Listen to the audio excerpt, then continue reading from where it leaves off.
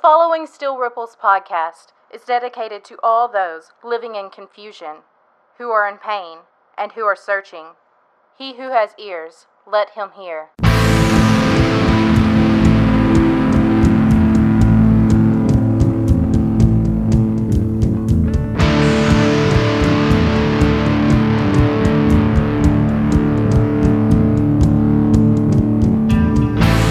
Welcome to this week's Still Ripples podcast. I'm Greg. I'm Brian. We are back again. Going to go ahead and finish out Job chapter 20. We're going to start in verse 20 and finish that out through verse 29. And then we're going to jump right into chapter 21. Chapter 21 is actually a really big book, so we're going to see about, well, I guess going through it the way we always do. Yeah, possibly divide it up. Yeah. Jumping back into Job chapter 20, verse 20, it says, "Because he knew no contentment in his belly, he will not let anything in which he delights escape him. There was nothing left after he had eaten, therefore his prosperity will not endure. In the fullness of his sufficiency, he will be in distress. The hand of everyone in misery will come against him, to fill his belly to the full. God will send his burning anger against him and rain it upon him into his body.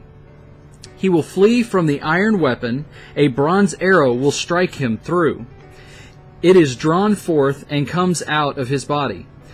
The glittering point comes out of his gallbladder, terrors come upon him. Utter darkness is laid up for his treasures, a fire not fanned will devour him. What is left in his tent will be consumed. The heavens will reveal his iniquity, and the earth will rise up against him. The possessions of his house will be carried away, dragged off in the day of God's wrath. This is the wicked man's portion from God, the heritage decreed for him by God." Again, this is still continuing on Zophar's comments to Job. Again, with the way that Zophar approached it, he really focused on the more darkness, really, of the wrath that is poured out upon those that he says, if you do wrong, this is the consequence that you have to look forward to. Well, again, it's the logic that everything you do is going to, the consequence that God brings, the punishment He brings, is all going to occur within this life. Mm-hmm. It's going to occur that the children are able to witness it, and those around them are able to witness. It's like, he says the world turns against them. Mm-hmm. I don't know about you, but I've seen many people, throughout history and stuff. There's stuff that happens to them throughout their life, but sometimes there are those that have rejected God, that have profited by hurting others, and yet the world has not necessarily turned against them, and we have not seen any sort of what Zophar's form of justice occur to them. And that's what we're going to see Job point out yet again later on. But yeah, throughout this chapter, and continuing on in what you read, we've seen Zophar's anger. We've seen that he didn't enjoy what Job said in his first speech. He treated it as he's like it's sarcastic and everything. Yeah, he actually took what Job said to an offense. Yeah.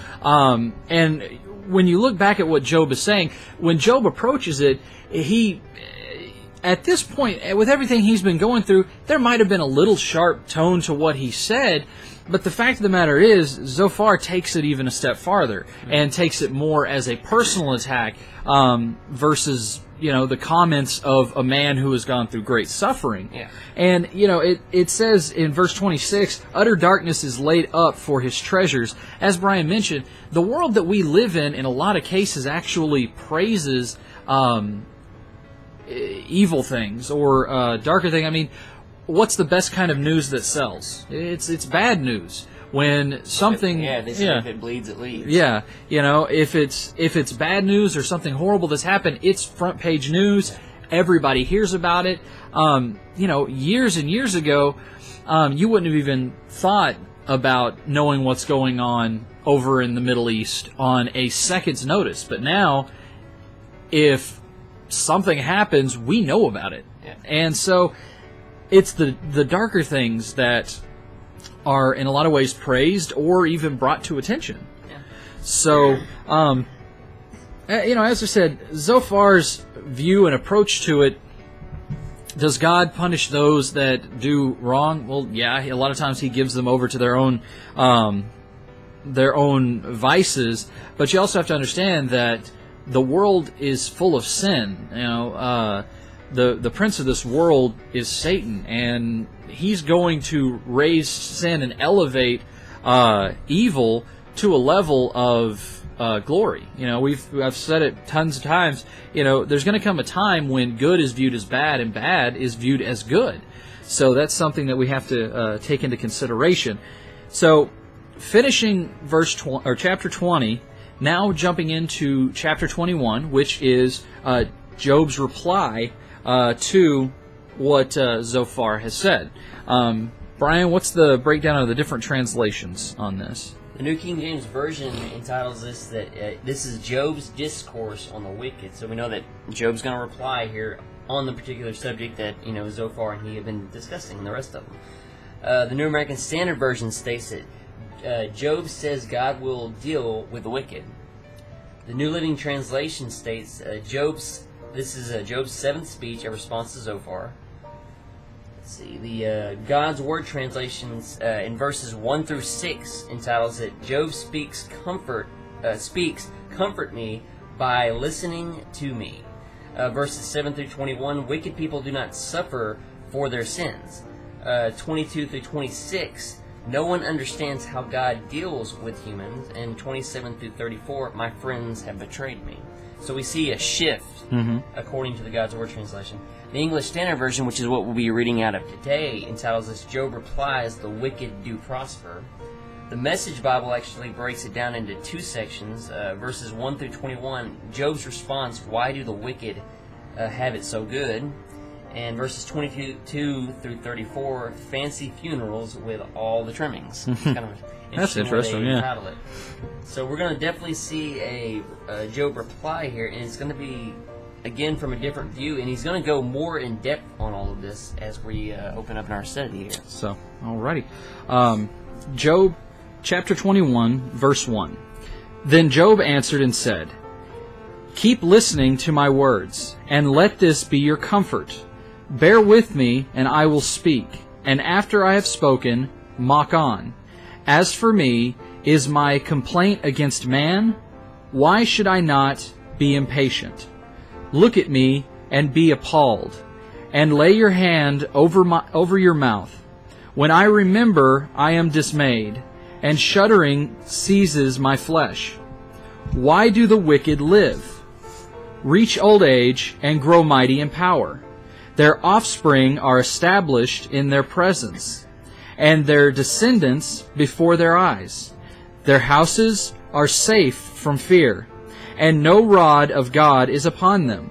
Their bull breeds without fail, their cow calves, and does not miscarry.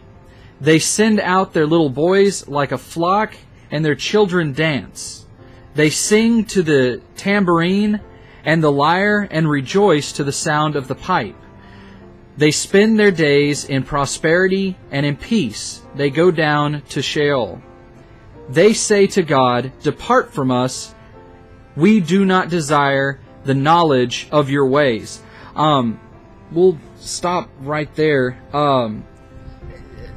Really and truly, this steps out kind of exactly what we were saying. And the fact of, Job, even starting out, it's kind of an apology type way. Listen to my words and let this be your comfort. Bear with me and I will speak, and after I've spoken, you can mock on. Basically, he's saying, you're not hearing me. Please, listen to what I'm saying. Afterwards, you can go back to what you're saying, but please understand what I'm saying. Yeah, I mean, it's a standard argument that people often have that, you want to, everybody wants to be heard. You want to bring your point before the criticisms come.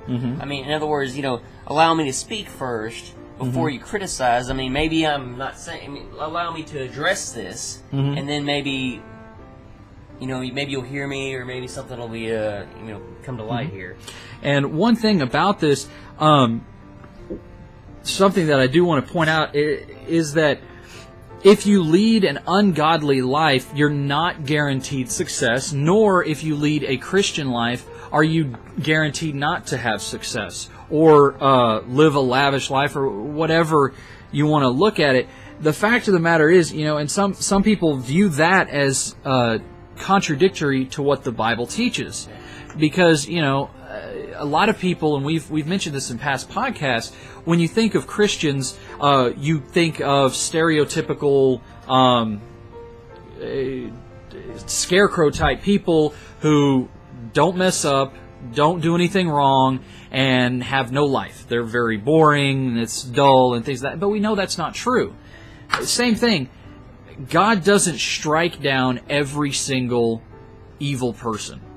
I mean, all throughout history, you can see there were kings of Israel that were evil. Did they get struck down? No. Did their nation suffer because of it? Yes. Again, it's God giving people into their sin. If you live in your sin, yeah, it may be lavish now, but there's always going to be that thing missing. And Brian touched on it in Zophar's discussion. They're never content. They never know that peace of fulfillment or being fulfilled. Well, I mean, another thing to note is what we gauge as success and what God gauges as success. They're two different things. I mean, as we notice, when Job is mentioning stuff here, they're all physically or worldly related things. He's talking about the cows. I mean, even so much as family itself. I mean, that's something that's in the world. But again, God sees something. What He gauges as success is different.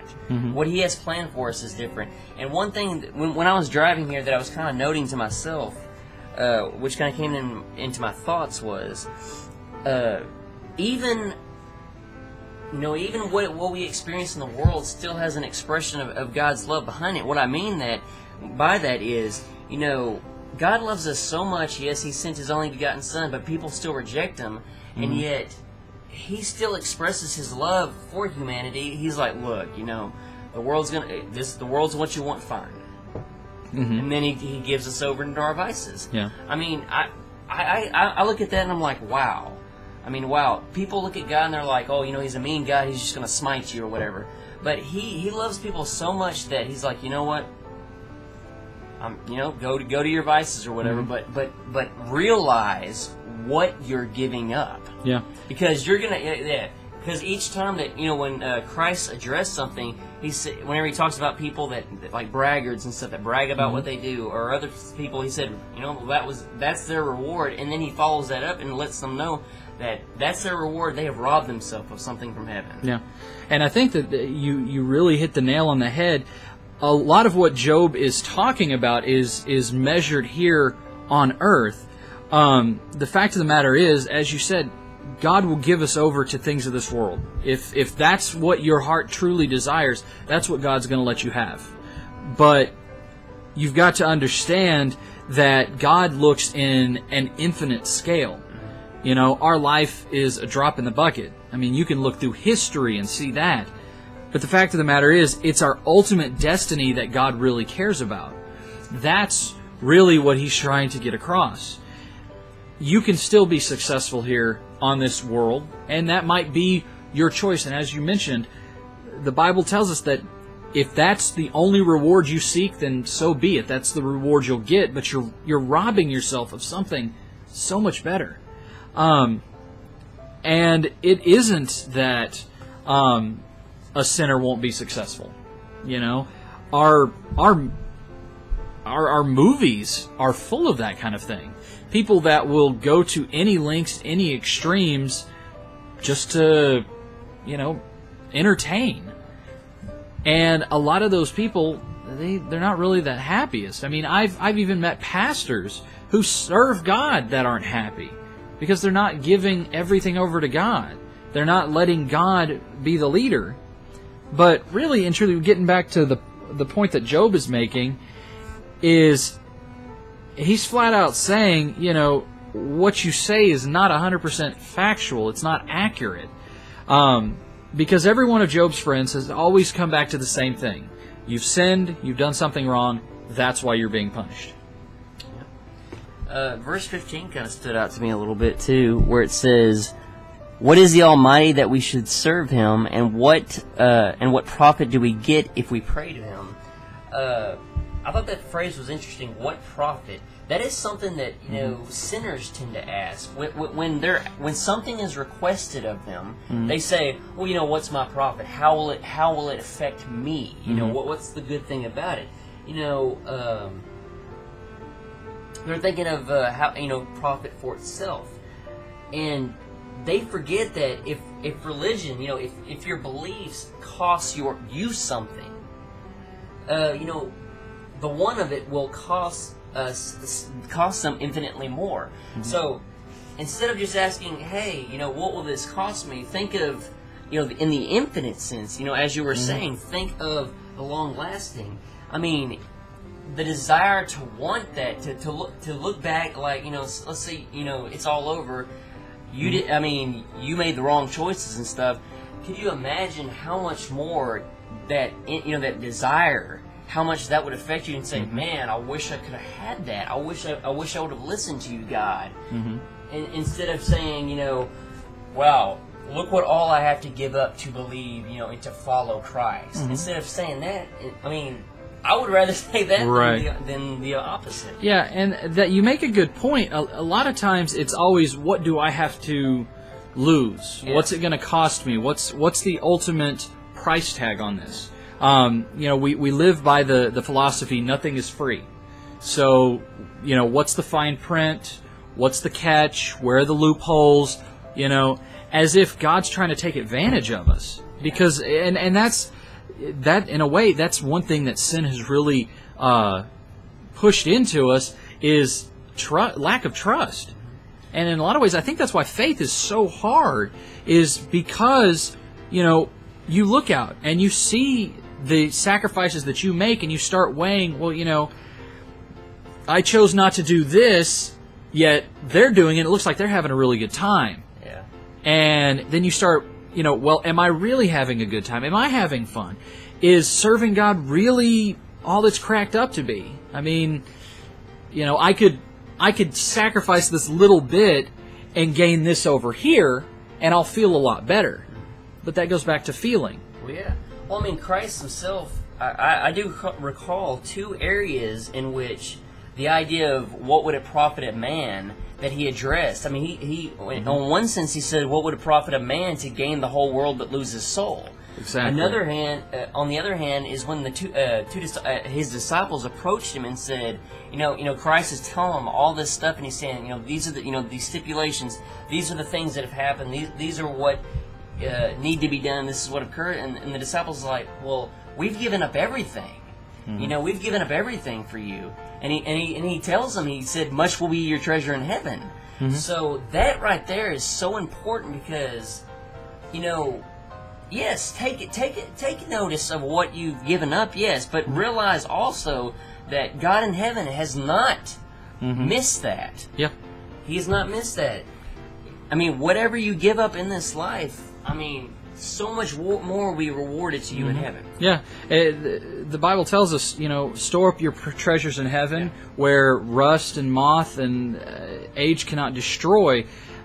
The treasures that you add up for eternity are, well, eternal. The things here on this earth, they deteriorate, they go away. They even say diamonds are forever, but truth is, they're not. Everything has a time here on earth, and that's something that sin has brought in, is destruction.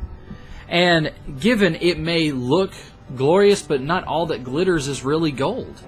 And I think that's really what Job is trying to get across to Zophar and the others is their view of what is what's good and what's beneficial is really only here on this world. Another part that stood out to me was in verse 16.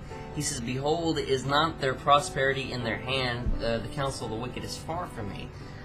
That was interesting. Of course their profit is not in their hand. Even Job is recognizing that it isn't just the believer, it's also the sinner that has received what they have been given. They've received it from God.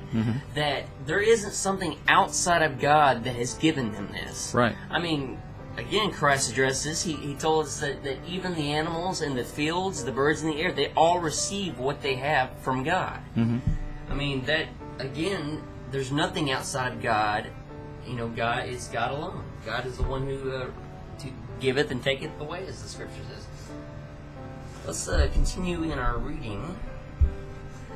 Verse 17, "How often is it that the lamp of the wicked is put out, that their calamity comes upon them, that God distributes pain in his anger, that they are like straw before the wind, and like chaff that the storm carries away. You say God stores up the iniquity for their children. Let him pay it out to them, that they may know it. Let their own eyes see their destruction, and let them drink of the wrath of the Almighty.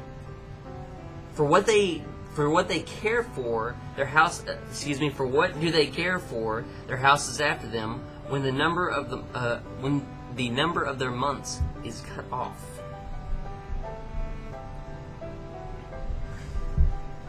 So that's really interesting. Again, he's painting a picture for us, very poetic. I mean, how often is the lamp of the wicked put out? I mean, a lamp is a sign of prosperity.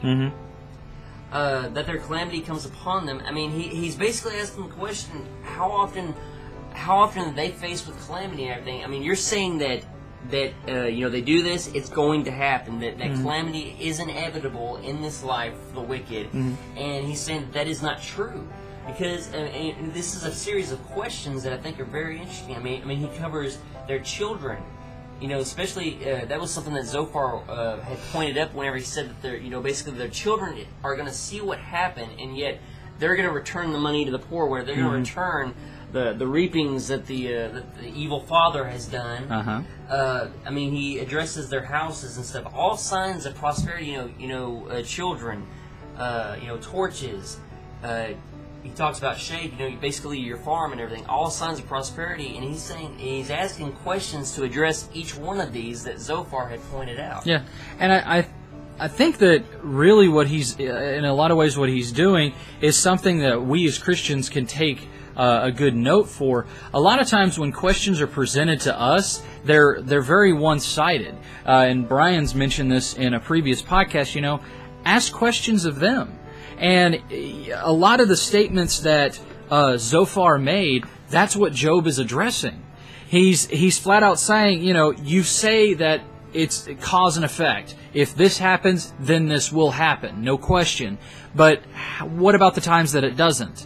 Because you know for a fact that it doesn't always happen that way. You said that the children will turn from their wicked ways because they see what happens to their father, but what about the children that follow through with that iniquity? And you see that prevalent in this world today. As goes the father, so goes the son, and that's so often truthful. Well, yeah, that is truthful, because we saw that amongst the Israelites, because suddenly the father, instead that they would intermarry with those that God told them not to, they would take on their gods just as God told them that they would, and then it would say that there came a generation that knew not God. Yep. So that would be so many generations of following after their fathers to an extent that they no longer knew who God was, and they continued in the acts of their fathers. Yeah. So that right there is contradictory to what Zophar is saying. Yeah. That completely negates his argument. And I mean, how far have we traveled? We can look even in our own lifetime how many different changes have taken place as generation after generation has come before us.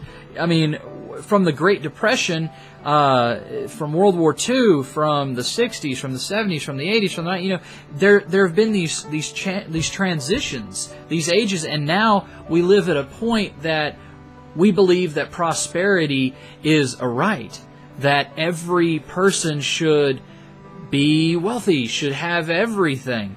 But does that make that true? You know, that's the same thing that Job is addressing here, is to his friends. He's saying, you know, you guys are saying a lot of things, but are they always true?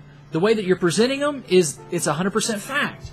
Well, I think, again, some of this stems from a worldview that doesn't quite grasp the concept of a resurrection. I mean, you can see that it's not there because the only way that Zophar, Eliphaz, whatever his name is, Boaz, yeah. No, I can't even think of his name right now. Yeah. But the only way that, which is not Boaz, but yeah. Anyway, the only way that they can fully reconcile this view is that justice has to be done within a lifetime because they have no concept of a resurrection. Yeah, and that whatever that justice is, it has to be grand. It has to be great. I mean, the stuff that they're talking about is losing everything. It's not even a punishment fits the crime kind of thing. It's, you know, you're suffering bad, so you must have done something. And so it's really getting interesting to see the way that Job is interacting with his friends. He's starting to get more direct and to the point. And as this chapter continues, as Brian mentioned in the breakdown, it eventually gets to where he's addressing all of his friends in more of a direct kind of way.